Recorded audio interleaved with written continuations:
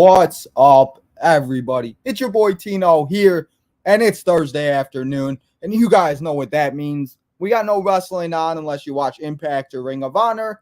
So today on Tino's Time, you guys, it's the usually scheduled programming. We're here for another week to talk White Sox baseball, and I'm not excited for it. But we're still here, guys. Episode number 22. The White Sox have had a 1-4 week. They helped they tried to help the Brewers out and got swept, and then they had a great game on Tuesday, and then yesterday was a disaster. But we'll get into all of it. But let's not waste any time here, guys, and let's get the guys in here, and let's get Justin first. Justin, how you doing here today? I love the hat, bro. We always got to represent as much as pain as we're in. You know, what I like about the Sox, what works for the Sox is that, this is the color scheme for all of these hats that they made for every team, right? Yeah. But the Sox, actually, it looks natural and clean because it's fucking black and white, will play with anything. So I love this hat, even with how the division series went and how much of a disaster it's been since. But I will rock this hat always because I just like the look of it. So. Hey, that's how I feel about the 2005 World Series hat. Those are good hats too. Oh, I still have mine, man. It's just, I don't know, just whatever. But we got to welcome him back. He wasn't here last week. We had to start the show a couple minutes late because work and everything. But he was gone last week at a bachelor party. Let's welcome Deech back to the show. What's up, Deech? How we doing? What's up, guys? How you feeling? Yeah, had a break last week. Me and Justin were able to hang out with Drew and still had to talk about the shitty-ass baseball team. How do you feel having a week off? It was a little refreshing, but the addiction's still there where I was still checking the scores and everything. Not that they were anything impressive, but nah. I mean, and it's so weird because I have that same feeling. I'm like, I don't care, but I still want to know what the score is. Like the rest of the year, I'll still watch and I'll still look at what the score is. I know they ain't doing nothing. I know they suck, but like I'll still see what the score is and hope for the best. But last night when Madrigal homered, I was seriously debating just turning it off because I was like, it's gonna go downhill from here. I stuck it out and was pleasantly not surprised with Gregory Santos blowing the save. I mean, he's been great, but god damn, like that just you should have won. Yeah, I didn't watch much of this Cubs series. Besides the first couple of innings in both games, but I pulled it up on my phone, the NBC Sports stream last night when I got the notification that the Cubs were changing pitchers and bringing in Fulmer when the Sox loaded the bases with nobody out, and I knew they were going to lose after they 3, 4, and 5, and not one of them could put a goddamn ball in play, and it's not. I can't even. It's not even what worth. Is it? Like it's what it's is just the kryptonite. Just what happens. So It just doesn't make sense to me why how a team cannot hit with bases loaded, nobody out. You need a fly ball to get one run. You knew that Moncada wasn't coming through. I mean, that was as apparent as ever. And then it's like, okay, now there's 2 outs. Now the fly ball doesn't do it. Now Vaughn's up there in a situation where he needs to come through with a hit, not just putting the ball in play. And so I turned it off and I was like, they're gonna lose. And then next time I picked my phone up to look, I had the notification that little elf fucking went yard, and I was like, okay, well now they're really gonna lose. They got Nick Madrigal taking Aaron Bummer deep, of course. As soon as I saw that, because I went to the bathroom, I was live for Dynamite last night, and I was watching it. I was like, guys, I'm gonna go to the bathroom. Like we're up 3-0. I'm like, I'll be right back. I come back and literally he's walking and he's running around the bay. I'm like, of course he did. I'm like, of course. But Aaron Bummer doesn't give up home runs. He's the unluckiest pitcher in baseball. Giving up a home run to Nick Madrigal. And you knew it was coming eventually. I was just hoping it was going to be like a 7-0 game or like a game that because that's what it should have been. We should have at least got 2 runs. Should have been at least 5-0. And we wouldn't have had this problem. I mean, disgusting that Clevenger gives you 7 innings. Clevenger, that was the best start last night that I think the confidence. He looked like the pitcher that we saw in Cleveland for years, where he's moving his feet, giving me anxiety. He's all like moving around and everything like that. And me and you were talking about it before the show started. You called me and everything and said you quit the show, almost gave me a heart attack. And we were like, it's just one of those things. It looks like he's probably going to have to be in the rotation next year. And he was one of the guys that had the biggest drama in the beginning of the year because of everything that happened with nonsense or whatever. But I love it. There are still people who are like, I hope he pitched his way into declining this option. Like, they got to find a way to get Clevenger out of the. God, he's the opening day starter next year right now. I mean, look. I understand that there was some serious shit said about him in the offseason and some, serious accusations. Man, I'm not trying to downplay accusations, but when they're accusations, they're accusations. And right now, they need him next year. As sad as that is, I mean, I wasn't thrilled about the signing. I thought he'd be injured all year, which partially has been true. But like, I mean, what you think that they're going to sign a premier starting pitcher to replace him? They're bargain hunting again with somebody else who they jump the market on and piss off fans by signing. So you're just replacing him with probably a lesser caliber pitcher at their peak.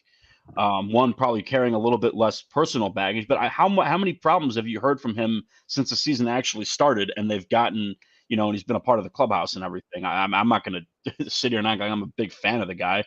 But I mean, like, he's in the rotation. Like, if he only needs to get more than $8 million from someone else to opt out, though, because with the $4 million buyout from the Sox of the $12 million for next year, so there's a realistic chance he goes and finds that somewhere else. I don't know if anyone else pays for him, given his history off the field, given the injury history.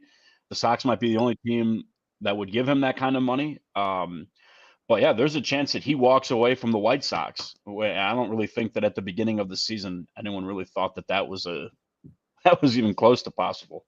No. They were trying to ship him off with Bauer. He said they were trying to.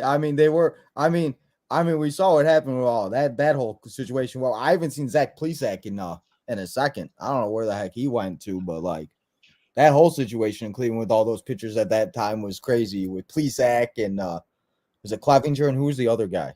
I forgot who the other one was. I don't know. Like the COVID.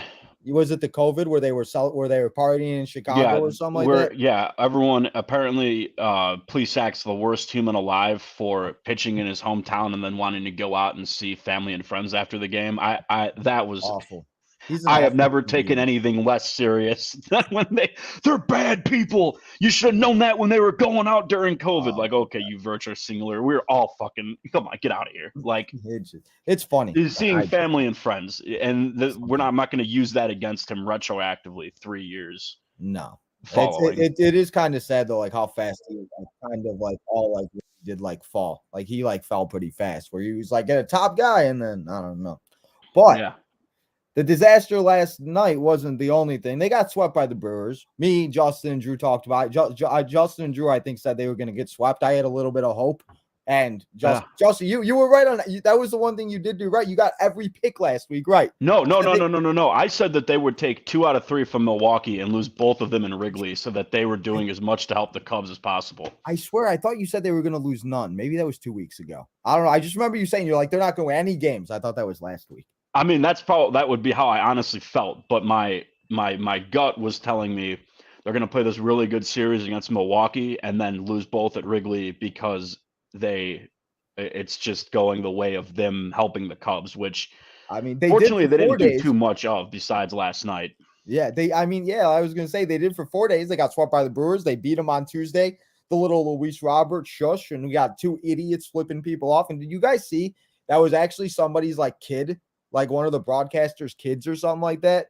And apparently, I don't know if that was real. Maybe that wasn't real, but I saw like somebody posting like saying like that was one of their kids that like, I don't know. So I don't know if that was true or not, but if that is, you're kind of screwed. I don't know.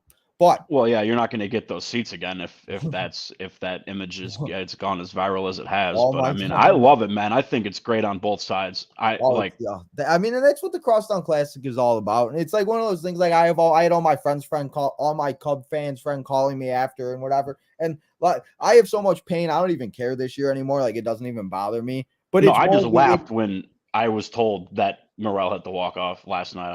I literally just laughed. That was just like not a surprise. And that's the thing. Like I just like it's not a surprise. It's not at all. Like what else do we expect from these guys? When you throw a fastball right down the dick of the plate, I mean, what the fuck do you expect? I mean, it was just why? Like, and then after the game, Santos gets quoted saying, "If I could go back, I would have thrown a slider." Well, why the fuck didn't you? Like this? So why the fuck exactly? Like why? Always gotta go with your gut. That's what I've learned, because I've learned that a lot. Going with your gut isn't the best. Yeah, you got the guy who swings out of his shoes at every pitch. The last two-strike throw pitch you want to make is the one right down the plate. I mean, that's not even like there are 8, 9-year-olds who could tell you that. I mean, that's just basic baseball. That's not even like that's like so surface level, and they can't even get that right. They can't do anything right. Is the problem. They really can't. Like, it's sad. That's why we were talking literally right before we went live. I said we got like 6 episodes left. We just got to find a way to get through it and have as much fun as we possibly can. Because they still do have baseball to play, sadly. Because they go and face the Rockies. Tim Anderson, want to talk about that real quick. Tim Anderson got his suspensions reduced to 5 games, and he went out and put out a quote on Instagram, if everybody wants to go and read it. Pretty much just saying he apologizes to us fans, everybody in Cleveland, for the situation that happened, everything else, and how he will promise to come back better after the 6-game suspension and try to help his team win as many games as possible.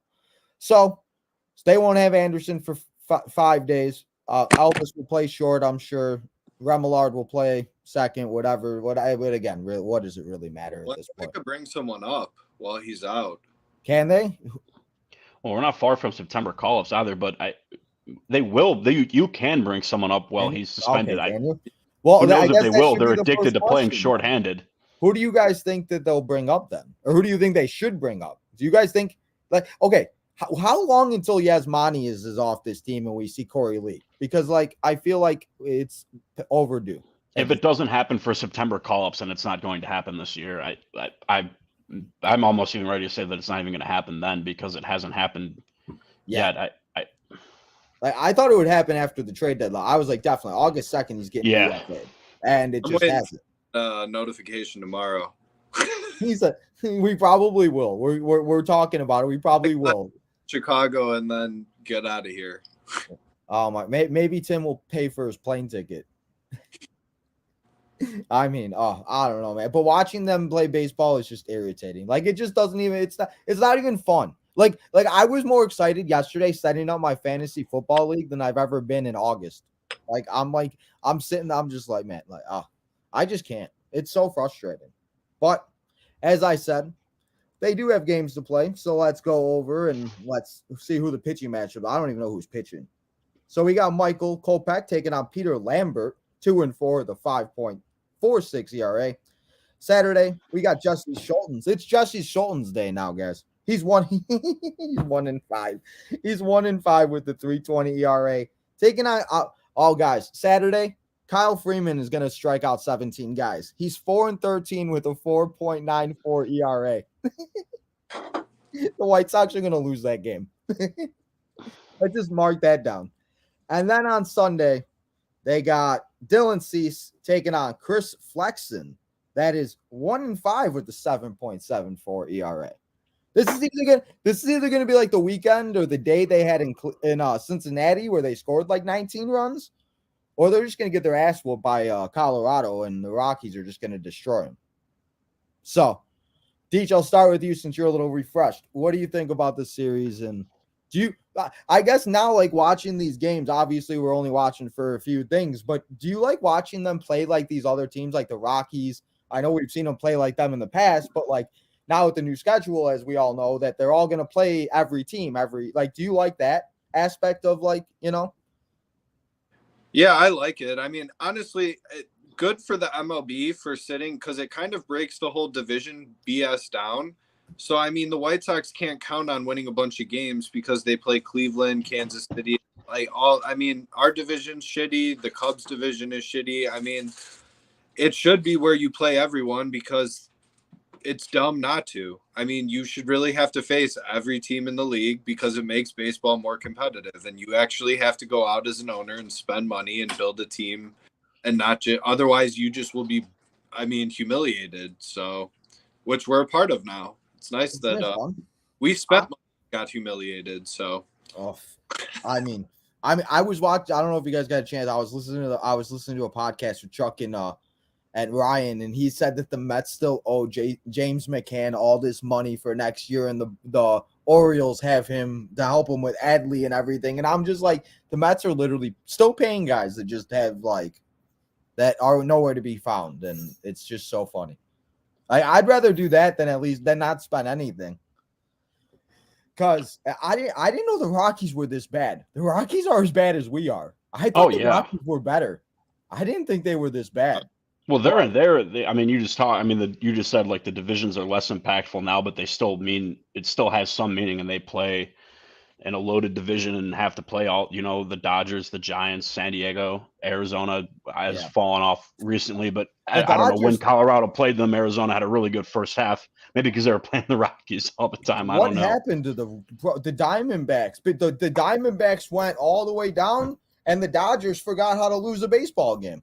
Well, I mean, the Dodgers were always going to win that division. I think Arizona, did they do anything at the deadline? I think sometimes it sends the wrong message to the clubhouse when you don't go and try to add to the team at the deadline. Maybe they probably tried, but when you don't, I'm sure on a young group, there was probably some sort of expectation that there was help coming to, put them to the next level. And maybe I think since then it predates that, but they've been awful in August. I saw which sucks. They're an exciting team. Records since the trade deadline. It was like, I think it was the Diamondbacks. I think they're like 5-12 or so. It's like really bad. I forgot what exactly it was, but not good. And we really haven't heard anything. Like we're hearing about Corbin Carroll. Everybody wanted a Corbin Carroll on their team, and nobody's hearing about him now. And it's just like, it's just so great. It's just, or not great, but it's just so funny how that happens. And like Lance Lynn is shoving every night. He's got like, I think they said, what did they say? Like a 1.97 ERA or some nonsense. And he's pitched like 7 innings and blah, blah, blah. I'm just like, well.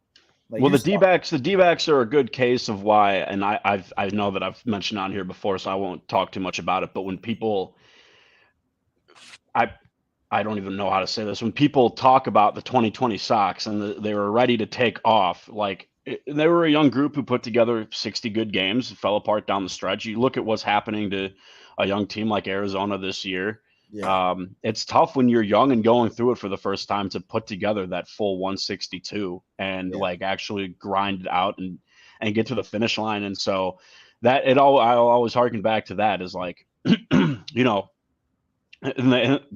playoff appearances. Well, not really, in my eyes.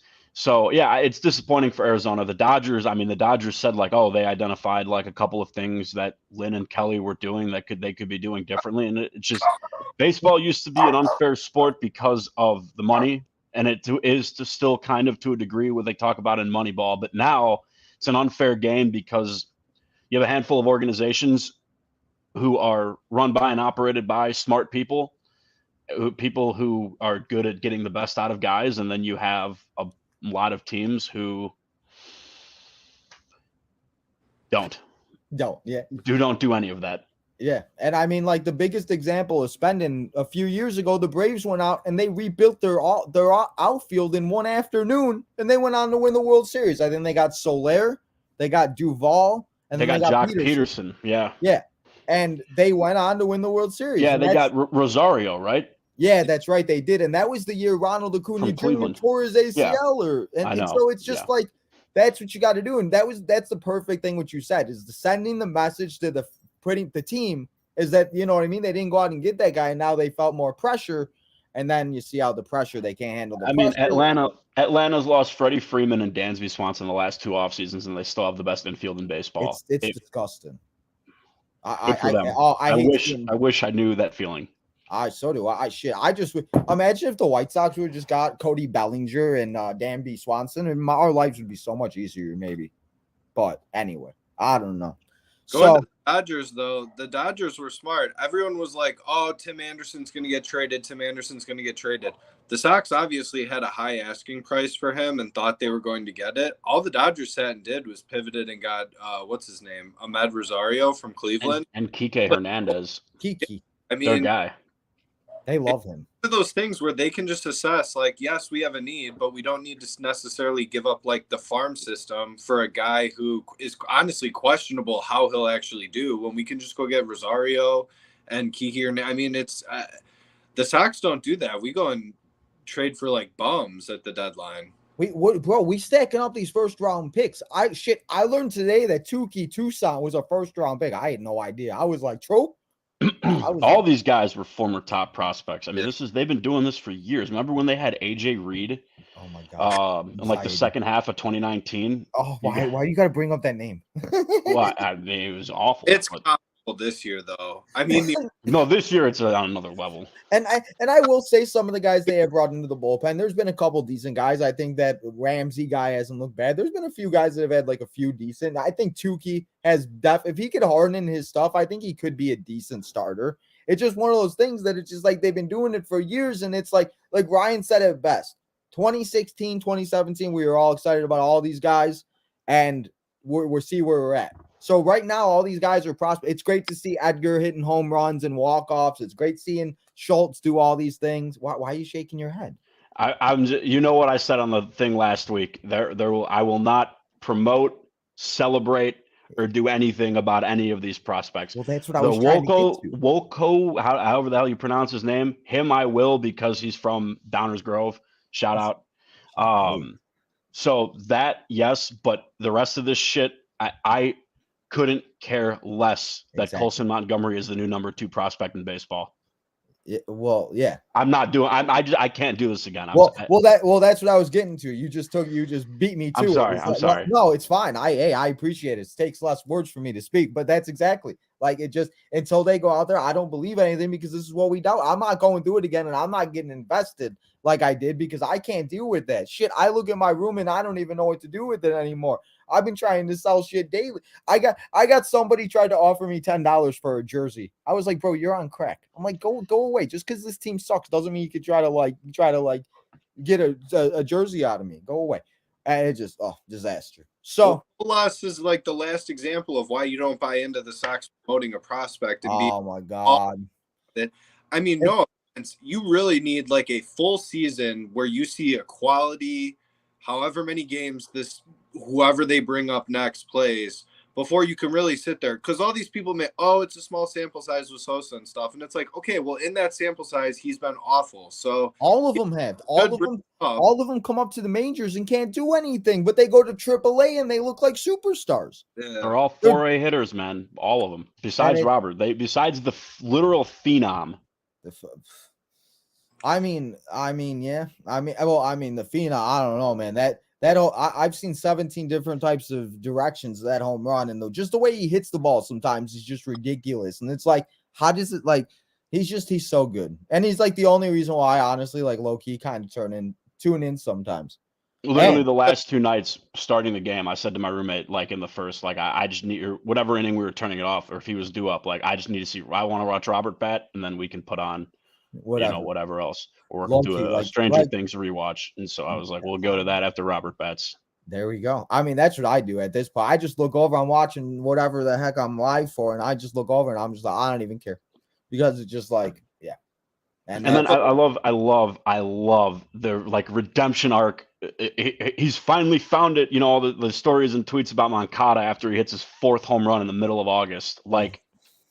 That's his last home run of the year. Oh, you know it. Every time he has 1 or 2 good games, and this is fine. We're starting to see some signs. He's telling you he's not 100%. He's got a bad back. He's not gonna. He can't do this consistently. I don't even hold it that much against him. You got a bad back. You gotta. You're plagued. I mean, it's the worst problem to start having as a young player. Exactly. And again, it's like you just said, it's nothing towards him. It's just he's got put in a position where he's just and it's not consistent. And that's the problem where we see it. We've seen how good this guy can be. I've seen it. He could carry a team, but the problem is he can't be consistent. He's got the back injury. He's got all these things. And if him and Oscar Colas keep wearing the same color, whatever the hell they're wearing, we're all going to realize that they're just dating in the clubhouse. And maybe, I don't know. Because I don't know, man. I remember listening to one of my friends. My friend said he listened to something, and he said that they're cliques in the clubhouse. And it's I feel like that's what it is, where it's like Colas, Moncada, maybe Santos, who maybe he's taking a nap next to Moncada. I don't know what the hell they're doing, but I feel like there's like 6 different cliques and they're not all together. And then we see teams come together and it's just like, I don't like these guys. The teams that make me mad is the teams that have nobody on it and they look so good because they're a team and they play good baseball and they can play fundamental baseball. And I've been trying to not talk about the elephant in the room, not at least to me, but Mr. Jake Berger in Miami over here. I talked a little bit about it last week. $5 burger days, walk-offs, having himself a good old time, living life in Miami. And it's just like, like Chuck and Ryan said it best in that same podcast I was listening to. It's like, why did they get rid of the one guy that was actually like what like the White Sox were kind of like looking for? Is like because they have no idea what the hell they're doing and how to build a team. And that's like, I'm really glad that you just said that, because there was a tweet the other day, like, what can they learn from the 05 Sox? Well, everything. This team has like, I had the tweet. I don't plug myself, but like, I was like, that team had they played great defense, great starting pitching. The guys played hard. They liked each other. They believed in their manager. They listened to their manager. None of that here. When you're like, they don't like each other. There's cliques in the clubhouse. Like, there's your formula for winning. We have 25, well now 26 dudes who actually want to go out and win for each other, play hard. They had about a handful of guys who seemed to fit that mold. They traded Berger. You didn't have a choice but to trade Lynn, but he would have been another guy who falls in that category. You've been without Liam all year. He's another one of those guys. Yeah, and I heard somebody say that Liam would have closed the game last night. He probably would have. But it's just one of those things that just like, like, I don't know. I just wanted to bring that up about Liam. Until Jermaine Dye and Joe Creedy and Juan Uribe are walking in that clubhouse. I mean, those are the they couldn't even win for Freddie Garcia. Shit, Freddie Garcia looked good enough to pitch. I was gonna give him a mitt and have him pitch a couple. What was it? Friday he was at the game, or I love Freddie. Friday or Saturday he was at the game. I think it was Saturday because they were giving away whatever the hell they were giving away. I'm sure Deech got it. Deech still has 10 games to go to. Justin, did he tell you that they've been giving them games? They're just adding more to your plate. That's awesome, dude. I poor Deech. How, Deech, you're quiet over there. How do you feel about all of this and everything? I mean, after a week off and thinking about it, I used to sit and feel bad for Pedro Grifol. He said and thought that he didn't know what he was getting into, and he didn't know what he's getting into. But I mean, you're a grown-ass man. At a certain point, I mean, you can't keep coming out here with these public statements that just mean it's like listening to Rick Hahn talk. I mean, they should just have Rick Hahn speak for Pedro. And were you here? Was it last week that he said something? Was it last week or was that 2 weeks ago where he came out and no, I think you were talking about. I think you were the one that was talking about it. Care about winning ball games. It's like, come on, who cares if you win ball games now? At this point, I know he does, because he's going to be evaluated at the end of the year based on win-loss. I mean, they might not. They might lose over 100 games. Isn't that hilarious? Is it sad? They're going to be worse than the rebuild teams, the teams that were trying to be bad. Is it like that's? I think that's the biggest thing. Is that we talked about it? We were told parades. We were told this. We were told all those things, and it's just like, where did I don't even know. And it's like, does an offseason really fix as much that needs to be fixed? And it's just like me and Deech were talking. Like, people are not going to renew their season tickets. People aren't going to go to these games. And we're just going to be the laughing stock of everything. And it's just like, it's like you got to find a way to win the fans back. And I don't know how that's going to happen. I hope that I don't mean to say I hope that but like, I do hope that, people are not renewing their tickets. And I hope that they're not, buying tickets for getting excited for next year. Change. They have alienated for season ticket holders, man. So many of them had them through years that they were purposely bad and bought these packages and upgraded packages and paid more money and were promised a better result, a better product on the field because of it. And now you've lived through 2 straight off seasons of doing literally nothing to get better.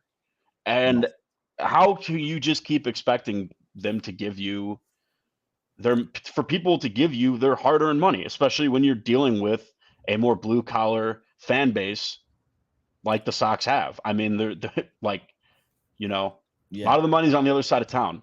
You know what I mean? I know. You know, I mean, look at what the Cubs did. They went out. I don't like to say it, but they went out and got Swanson. They got Bellinger. They've got out and they've tried to got these guys that are just like. It's just it's like opposite direction. It's like opposite day. The Cubs are doing what the Sox are supposed to be doing, and the Sox are doing what the Cubs were supposed to be doing, because the Cubs weren't supposed to be this good. Like, I thought that they were. They're about what I expected them to be, maybe a little bit better. But I thought the offense would be really good. I have my questions about their pitching, and I do still with Stroman out for an extended period of time. Yeah. I don't know in terms of that, how there's a lot of innings to eat left in the season. They have a very easy schedule, so that will work out well for them. But like, when they go up against the Braves and the Dodgers and stuff, that's where it's going to be shown. And it's just like, and it's great and all. Like, if you make the playoffs or whatever, have a lucky go day. But like last night was just ridiculous. This guy ripping off his shirt and acting like they just walked out with. No, but see, that's where I'm going to disagree with you and a lot of Sox fans. See, I love that shit. That's a team that they're playing for each other, man. I'd love to see anything like that out of the White Sox. Like, ecstatic to win. Like, they don't care how many games under 5. The players don't care how many games under 500 the Sox are. The Cubs needed that game. They got it. Morel had every right to be excited and run around the bases and have that entire celebration, man.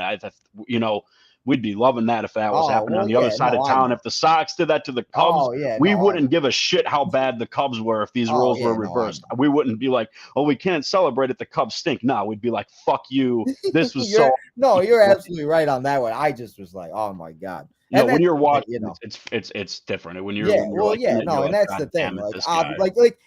If it wasn't the Cubs, like if it were like, I mean, like if I see it like happen with other teams, like I love that stuff. Like I love watching teams do it. It's just, of course, it had to be versus the Sox. It was the Cubs and Wrigley. Got to listen to all the stupid fans and all the stupid people. No, I don't disagree with any of that. I mean, that's more of it, Well, yeah, no, I mean, stuff like that, like that's what baseball is all about. Those moments are so cool to see.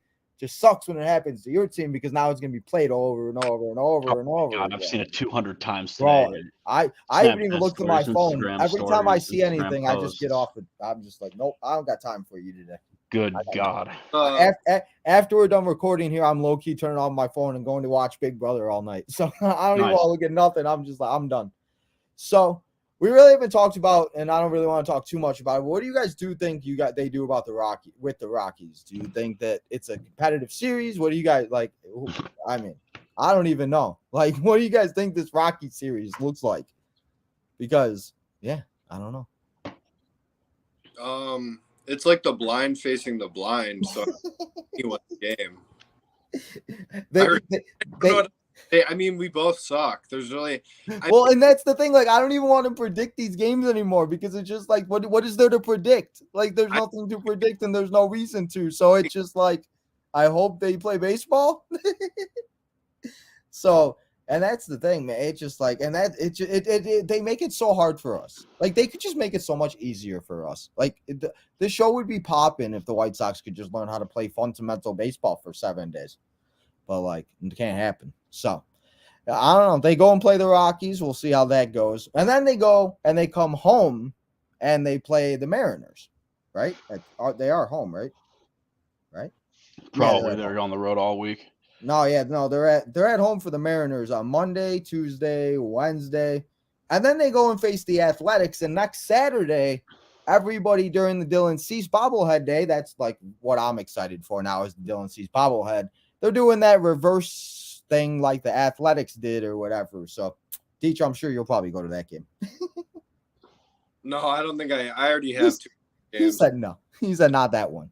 Not going to 3 out of the 4 times we play the Athletics at home. Like, I'm good. He said, I'm good. That's the one. That's the one game you're not going. Like, okay, so it's like, who is the best of the worst? I mean, it's just not good at the.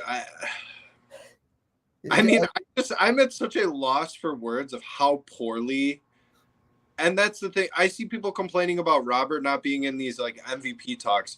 No offense, the Sox fucking suck. So like, no national writer is gonna recognize Robert when like Robert is literally carrying the team by himself, essentially. I mean, once you traded Berger, that offense like completely was cut in half, because Eloy has been okay, but I really wouldn't say but you guys he didn't doesn't see hit hurt his home groin. runs, man. It blows my mind. Where is this dude who was going to hit 40 home runs a year? Because this one's like actually baffling. Where it's like he was going to walk into 40. I heard. I mean, don't forget the people who said Oscar Colas 25 home runs this year in his rookie year. Was he hit 2? Yeah, he got 3. I think he might 3. Yeah, sorry, but still awful. That's when people complain about Gavin Sheets and are like, "Why is Gavin Sheets playing?" It's like they're both not playing well, so it really doesn't. I mean, they're both lefties. There's really no other than defense. There you have it. I don't care if they win or lose games, but Gavin Sheets, I wasn't even thrilled that he was a part of the plan for this year. He can't be anywhere near this team in 2023 or 2024. Shit. Wow, the years are just getting away from us. It is. It's good. Shit. It's nothing against him. It's just like you're not hitting home runs at an insane clip. Like you're not an outfielder. That's where we need you. Like it's just. And I think the biggest thing too is it's like who's gonna want to come here, like nobody, unless Benintendi's got magic juice to give people where they don't hear about everything.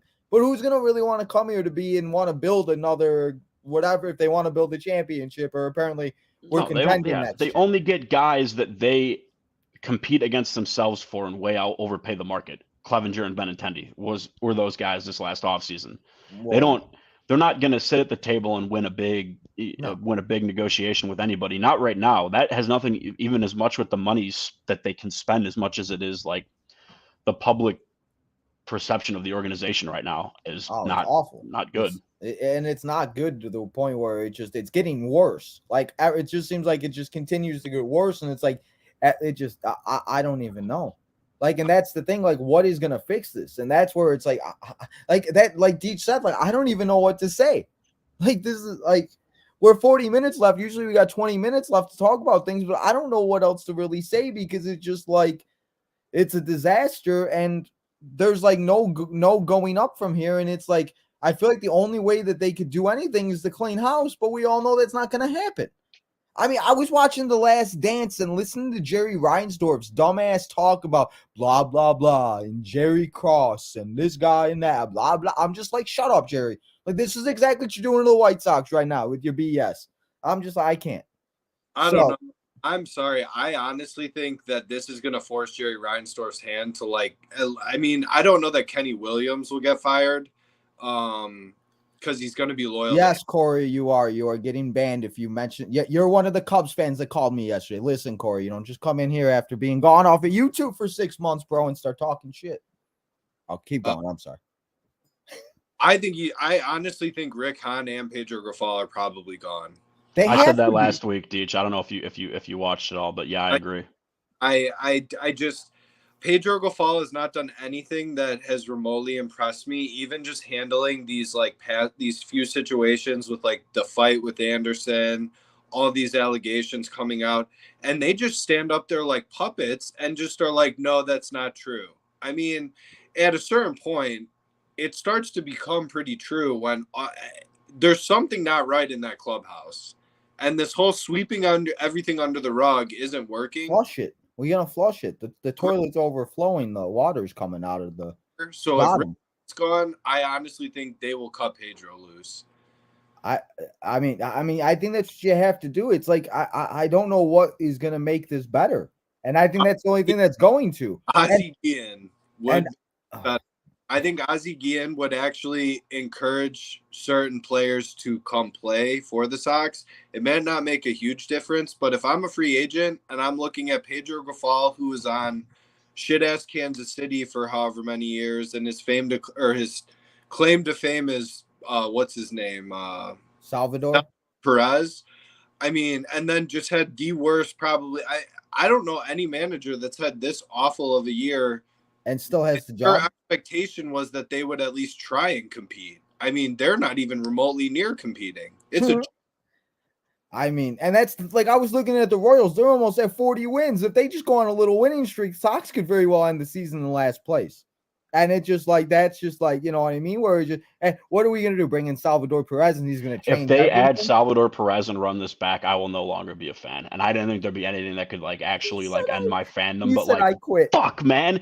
How long is it going to take till you realize that you need a good defensive catcher? Like, what? How many examples do you need? And I mean, look at what the Orioles are doing. Like, the Orioles are a perfect example. Like, you talked about the Diamondbacks. Like, the Orioles were that team where they had a bunch of young guys. They had this, they had that. And they didn't go out and go get a bunch of big names like a Bryce Harper or anything, but they got the guys that fit. They go out there and play for each other. And Cedric Mullins is like that series that we had with them last year. Just watching them play defense is just like, huh? Yeah. And I then love Cedric Mullins. I love their entire team. Man. Like, it's just, it's like, and Adley Rutschman is literally what you need, like what this Sox team could need as a leader for a catcher. And it's just like, he does everything. And like I mentioned, James McCann is there just to, you know, do whatever and make a couple dollars off the Mets and be on a decent team. So it's like, that's the thing. And it's funny that like, it just, I don't even know. And we've said Yaz needs to go. I heard somebody say Savali needs to be back. Get the fuck rid of Sebi Zavala. I don't want to see his ass. The best thing he did was walk before Anderson hit the home run in the cornfield. So I don't know. I can't deal with it. I'm praying Edgar. I'm hoping Corey Lee works out because they just need, I don't know. Sebi gets a bad rap because Yaz couldn't stay healthy. I mean, that's really.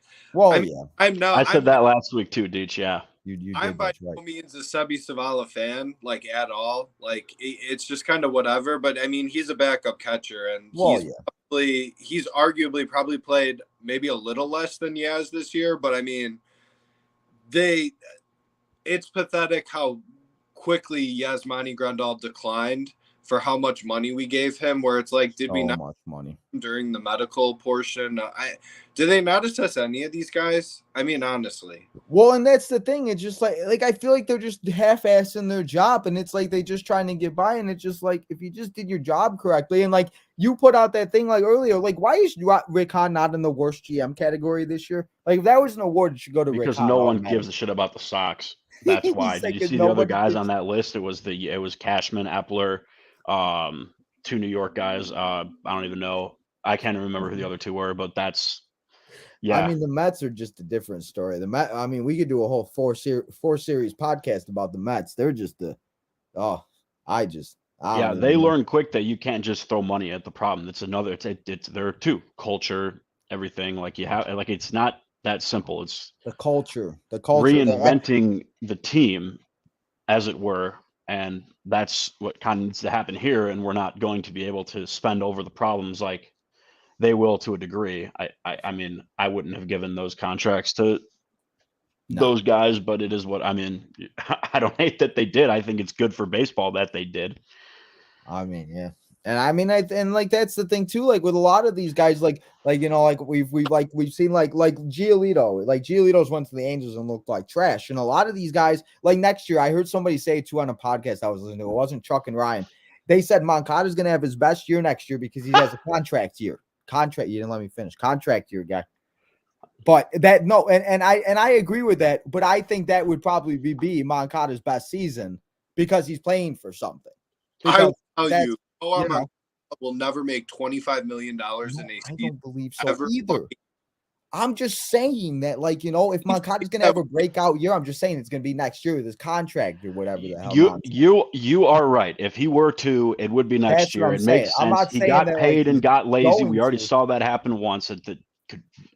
He's probably looking to do the same thing again. But I just like beyond his attitude that has always pissed me off, and people, you know, disagree on that, whatever. I'll go back to this back thing, man. I mean, dude, he's not 100%. He might never be 100% again. If this back sounds like it, like he might not be capable of having a career season at this point. Because what was 2020 or 2019? He batted like 270, 275 with like 25 dongs. He's not doing that again. He's never gonna. I don't think he's gonna sniff either of those numbers. And that's the thing. It's like the back problem is not just like it's going to be a problem the rest of his life. And it's just one of those things. Is he going to continue to play on it? Like he very well could be one of those guys that I think he's going to go down as one of the biggest busts, but he's probably going to go down where like he's out of the league in 5 years.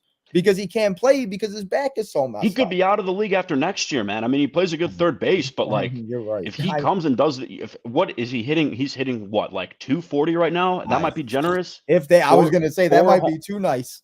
4 homers. He's missed so much time. He's got back problems. He's been publicly outed on the radio by Jesse Rogers as a dude who's not good in the clubhouse. Like, shit, man. If he runs this back the last couple of years, next year, I don't know if anyone's gonna sign him. Like, why would you? It's just a waste of a roster spot. I mean, he plays a good third base. You have him as a defensive replacement, like stay in the dugout by yourself. Making defensive replacement money, yeah, and he has absolutely no impact on like the culture of the team. Like, sure, shit, he could be on a team like the Rockies. That's what's gonna happen. He's gonna be playing third base with Chris Bryant and the Rockies in 2 years. Yeah, Chris Bryant was happy to take that bag and disappear forever. But you know what? But Chris Bryant got his MVP in his World Series. I mean, that's true. I mean, that's what it's all about. His career arc is absolutely astonishing to me because those first 2 years, I mean, you thought he was a surefire Hall of Famer. You thought he was going to go down as one of the great. I'm like, this dude's going to be playing third base at Wrigley, winning MVPs for the next decade at least. And I mean, that could be studied. His swing sucks, actually. It doesn't even need to be studied. I can tell you where the problem is with him. I can't believe what's happened to like almost all. He's hurt again. We won't even see him this weekend, I don't think. Oh, he's not. I thought he was playing. I put him in the thumbnail. I thought he was there. True. Well, last I saw, he was hurt, but the days together, that could have been, 3 weeks ago. I saw him go on the 15th day. That could have been 3 weeks ago. I mean, he's probably played 60 games in the last 2 seasons. I mean, he's average. I mean, and he's another one with the back. So, I mean, there's all these examples. That's right. He does have the back issues, too. And that's the whole thing. Mike Trout technically has a back issue, but they already guaranteed him all that money, so there's really nothing they can do. If you go into free agency and know Yoan Moncada has a back issue and he didn't go and have some like crazy surgery where it's going to get better, why exactly any sort of money? Well, and that's the biggest thing where it's just 1 year deal and be like, hope you don't suck. I mean, that's pretty much it. Well, exactly. And it's like, that's the thing. If these guys were showing that they were trying to get better, like if Moncada were like, what's the point of having him continue to play on it? Like, why not just shut him down, have him get whatever fixed and hope that he comes back next year and plays good? And that's they tried to do that. He turned down the surgery, didn't he? Did he? That's what I thought I heard. Yeah, I think at some point the Sox wanted to push him to have a surgery. It was recently, like when he was out before he came back. See, I remember hearing something about that. I didn't know if that was like a real a thing or not. And that's the thing. Like, why would you decline that? Like, I understand you want to play, but you got to think about the long run. Like, I mean, it comes down to all of the players other than Robert only give a fuck about the name on the back of their jersey and not what's on the front. I mean, it's very apparent. Well, and that's the thing. It's like, you got to find people that want to be a part of this team and that want to play and that want to and again, they could be the biggest no-name guys. If they know how to play baseball, Joe Smith, you could be the best player in baseball. I don't care. Just hit the ball and play defense. Shit. Like, and these guys get paid all this money. Like, come on. Like, I could get paid all this money, go out there and suck. Give me the baseball. I'll play. I'm ready. And I'm tired of, anyone falling in love with prospects. I petitioned all offseason, trade Crochet and get yourself a second baseman. Pair him with someone. And now, how many games has Garrett Crochet? And that was the argument. Oh, no, he's going to be a starter in 2024. No, fucking not, because he's hurt again and didn't even get wholly near innings that would be starter. I mean, you're right. You were right on that one, Deech. I'll give you that forever. You were definitely on the right side of history for the Garrett Crochet potential trade for a second baseman. The only thing that's going right for us right now is Deech continues to get points on the picks to click because he has some magic juice he's taken before the games. He's got 2 points in 2 days. Best thing going on. Best win streak we got. But it's Colas, it's Crochet. If we have an opportunity to get anyone in the offseason in a trade and we have to give up any prospects, other than Montgomery, and there's probably a very, very small list where you'd consider them like untouchable. And I put that in quotations because it depends on what you're actually getting. Mm-hmm. But ship them all out. We can't develop anyone. I mean, it's a joke. You're not wrong there at all. Complete shit. And I'm not talking the Yankees full system because I saw some guy who was in the minors of the Yankee system came out and said that their development is awful. And now all these players and coaches are coming out backing him up. I mean, that's going to be the White Sox. They've now put a target on their back. I mean, I don't know what took place with Keenan Middleton and all that stuff in regards to like that scoreboard thing and anything, because I don't think I've ever been on the show since. That's right, you haven't. But that was what. Yeah, last week that happened. You weren't here. But I poke the bear. The guy was in your clubhouse for a half a season. If he knows something, you're literally asking for him to just oust you if he really wants to. I mean, it just seems the way that the Sox operate is so backwards, where you're just like, yeah, if I was going to do something, I would have done not that. We would have been doing the exact opposite of what you're doing. And it's every time. I mean, and then to be like, oh, it's because there's some other dude in their system that the fucking Yankees tweeted out a couple days prior to that happening that Keenan Middleton is wearing number 93 and is the first Yankee to ever wear that number. I mean, at least do your research before you start lying about shit. I mean, the Sox came out and were like, oh, there's some guy in like fucking probably like the Arizona like league that's not even single A that wears that number. And it's like, oh, and you mixed him and Keenan Middleton up, I'm sure. You weren't which one was actually pitching tonight. I mean, come the fuck on. It's so stupid with this shit. It's dumb and they act like children. Is what everybody acting like children. We all just can't. It just as I said, all of these veterans leaving is a good thing. I don't think Yasmani Grandal is any remotely near a good locker room culture guy. He just seems kind of like a dick, to be honest with you. Yeah. And I mean, I don't know about Joe Kelly. Joe Kelly always, I mean, he was one of those where you were excited at first, but like, what did he really give us? Did you guys see he's hurt again? Mm-hmm. Yeah, he's on the IL again. But I mean, did sit in because you were so shitty that you had to go into the deadline as sellers, like defined sellers. Kendall Graveman was probably, from what I've heard, is actually a huge locker room guy. Like everyone liked him in Seattle. Everyone liked him in Houston. Most of the guys, I believe, liked him on this. I mean, you gave away. So, I mean, what are you going to do? Pick up Liam's option? Why? Well, I mean, and that's the thing. It's like Liam ain't going to even pitch. We can't. That is not even worth our speculation on here. That is like a. Yeah. There's so much that goes into that decision that it's just what are you going to do? Well, I'm even saying that, but I'm just saying. I mean, who do you have to lead this team? And that's where it comes. I think nobody. Called out Pedro the other. I mean, can you lead the team, bro? You seem like a little bit of a motivator. Can you go in the locker room and change something? I mean, Ozzy was blasting Pedro the other day. He was like, "Oh, he just doesn't care on the post-game show." I love it. Stop letting all the players take the heat for no leadership. And he said the manager is part of the problem if there's no leadership on the manager side, which clearly Pedro. I mean, I don't know what he does. Honestly, other than say listen to Fleetwood Mac, but he doesn't know any songs. He said he doesn't know any songs. He just flushes the goddamn flush it every night. Flush it. And that's the thing, like you said about like Kansas City, like we got the bench coach from Kansas City, and like me and you talked about it before we started the SouthSide Boys, and we did all this because you were on the show last year and we did a little preview show before everything. And it was just one of those things. It was just like, we talked, and it was just like he's done nothing to what he said. He's done nothing to anything, and it's just like it needs to be a one and done. And him telling, like yesterday, he came out and said that was the worst loss of the season. You're telling me out of the 72 losses, that was the worst one? What about 7-22 in April? Or what about these games that you blow off of stupid games and you have 4-run leads? And it's just like I just can't. I don't know. I just keep saying 5 more. Those Marlins losses, those in June, pathetic. those were worse. Those were worse than the one last night. Oh God! And that's just off the top of my head. And that's like you said, it's just when you're actually still in it. I don't know. That whole Tampa series where we kept fucking Yeah, all right. Randy. This is a whole other episode. Season recap. We'll go over all the worst. That's right. I was thinking about it. I was thinking about how I'm setting up the last episode for the season review and how trying to come up with some things to do and have people come on because it's not going to be a fun season to review. It'll be fun that it's over. Exactly. Yeah. Football's going to be on. Madden came out today. It's Madden season, everybody. 2 weeks. Oh, 2 weeks from tonight, Missouri Tiger football. He said 2 weeks until the Tigers. Woohoo!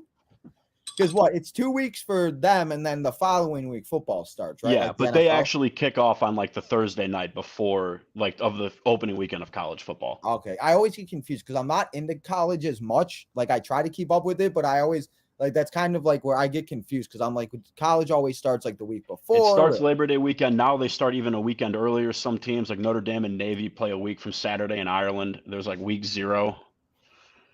They call it. But yeah, I can't wait. Oh, I'm so excited for it. But before we go, I'm going to go through the chat real quick, see if anybody's got any good questions or just rude comments or mean and angry. But we got Jadis in the house. What's up, Jadis? Thanks for stopping by. We got the cool guy in the house. What's up, cool guy? We got Andrade. What's up, Andrade? We got Joe. What's up, Joe? Corey, yes, you're getting banned, as I showed this comment earlier. Corey, I don't like you right now, bro. He says he will admit, though, that poster was that it's poster worthy of Robert Jushin. I mean, so is Morrell ripping off his jersey. I mean, both teams are allowed to have. I was gonna say it seems like the Sox got theirs on Tuesday and the Cubs got theirs on Wednesday, and it's just like if the Sox didn't get swept at Comiskey, it wouldn't have been so bad. But anyway, both Chicago Cubs. Yeah, I don't even care. I just hope the Cubs. My hope for the rest of the year is I want to see the Cubs not make the playoffs. I just can't stand the Cubs. I'm sick of it. Deech is calling for everybody into the stadium. You're in the farm system, in the system. Oh, get them out. Okay, if the Sox spend $700 million on anybody, I just build a team. That's what you should do with $700 million. Shohei would be such a waste here right now. We didn't even talk about the Angels. Like I mentioned, Lucas Giolito, but they've just went all the way down here. They ain't making the playoffs. They wasted, and that might be one. That's going to be a trade they hopefully regret. Hopefully Edgar is good. Lopez has been the best one out of that trade. Giolito has not looked very good, and the Angels just messed up. If the Sox even approached Ohtani in the offseason, he would just give them the middle finger. He's somewhere where you were like a shit team. You were worse than the team he was on, and he hasn't made the play. I mean, it just gets to the point where he's going to look for a position that's going to put him. I mean, rightfully so. Ohtani should be on a team that is making the playoffs. He should be literally one of the face. I mean, he's like the face of baseball. It's pathetic. It really is. And it's sad for him and Mike Trout that they both probably like. It's just like the Angels really just won't give it up. It's like you got like imagine the hauls that they could have got for Trout a few years ago and Ohtani. Like they could have like built a team. I don't know. Andrade said put them in a TLC match. Shit, if I could find a couple White Sox people that created in 2K, shit, I very just might. Just download Pedro and just start beating his ass with the chair. I mean, if that's possible, I don't know. I hope the Cincinnati Reds make the playoffs. The Cubs, not so much. I don't even care. I don't care what happens the rest of the year. Just please, the Cubs don't make the playoffs. I think they're in the playoffs as of right now, but I'd rather see the Reds than the Marlins. So, I don't know. But I feel like that's all. I think that, what do you guys think? Anything else we covered? I think we covered it all for the most part. We didn't really talk about the Seattle series, but again, as we talked about, what does it really matter at this point? We'll bitch about it next week when they get swept. Exactly. That's what the rest of the week's going to be, guys. We got 5 more weeks. I think now. I was looking, I think it was like 6 yesterday. We got 5 more weeks, and it's just going to be here, us having as much fun as we can. And let's hope, I don't know. But thank you guys all for coming here, hanging out with Tino and Justin and Deech. You guys got any last words for the people for today's episode? MIZ. What do you got, Deech? 40 games left. Yes, Chris, 40 games left. That's all we got.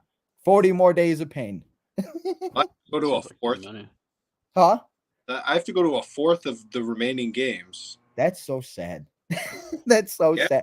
Are you going to that Paulie D? Or no, you said you're not going because you said that you saw him at one time or whatever. But yeah, never mind. I saw that again. I was like, oh yeah, I forgot.